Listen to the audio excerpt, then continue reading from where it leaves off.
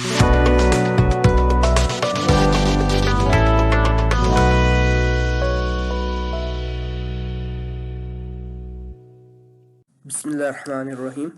मैं आपको अपने इस चैनल CS लर्निंग हाउस में वेलकम करता हूं। आज की इस वीडियो में हम CSS में विड्थ और हाइट की प्रॉपर्टीज़ को देखेंगे, लेकिन उस तरफ जाने से पहले अगर आपने मेरे इस चैनल को अभी तक सब्सक्राइब नहीं किया तो काइंडली इसे सब्सक्राइब कीजिए और बेल आइकन पर क्लिक कीजिए ताकि फ्यूचर में अपलोड होने वाली वीडियोज़ की नोटिफिकेशंस आप बर वक्त हासिल कर सकें। तो चलें चलते हैं आज के टॉपिक की तरफ।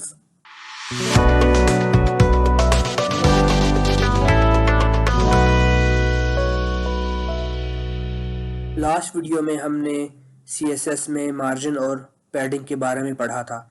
आज की इस वीडियो में हम हाइट और विड्थ की प्रॉपर्टीज़ को देखेंगे। मैंने एक डिव एलिमेंट क्रिएट किया है, इसका आउटपुट चेक कर लेते हैं। तो आप स्क्रीन में आउटपुट देख सकते हैं। मैं अब इस डिव एलिमेंट की हाइट और विड्थ को सेट करता हूं कि वो कैसे करेंगे। तो मैंने डिव के टैग को टारगेट किया और यहाँ मैंने प्रॉपर्टी यूज़ की हाइट की।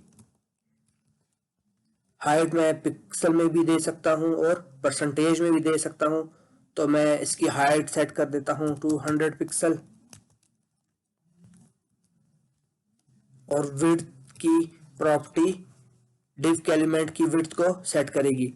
मैं इसकी वैल्यू दे देता हूँ 500 पिक्सल। इस डिव एलिमेंट का मैं बैकग्राउंड कलर भी चेंज कर लेता हूँ और इसे पिंक रख लेता हूँ और इसका बॉर्डर भी सेट कर लेता हूं मैं 2 पिक्सल सॉलिड और रेड कलर। मैंने इसे सेव किया, ब्राउज़र में आकर रिफ्रेश किया तो आप स्क्रीन में देख सकते हैं जो मैंने डिव का एलिमेंट बनाया था उसकी विड्थ भी सेट हो चुकी है और हाइट भी सेट हो चुकी है। मैं इसकी विड्थ और हाइट को कम या ज़्यादा करता हूं। ऐसा करता हूं, मैं इसकी हाइट को 100 पिक्सल कर देता हूं और विड्थ को 300 पिक्सल।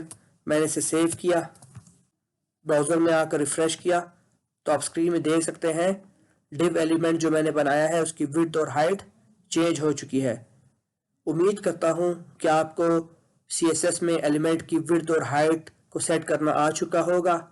अगर आपको मेरी ये वीडियो पसंद आई हो तो काइंडली इसे लाइक कीजिए, शेयर कीजिए और कमेंट कीजिए। अपनी नेक्स्ट वीडियो में CSS के न्यू टॉपिक के साथ आपकी खिदमत में पेश होऊंगा। तब तक अल्लाह हाफिज़।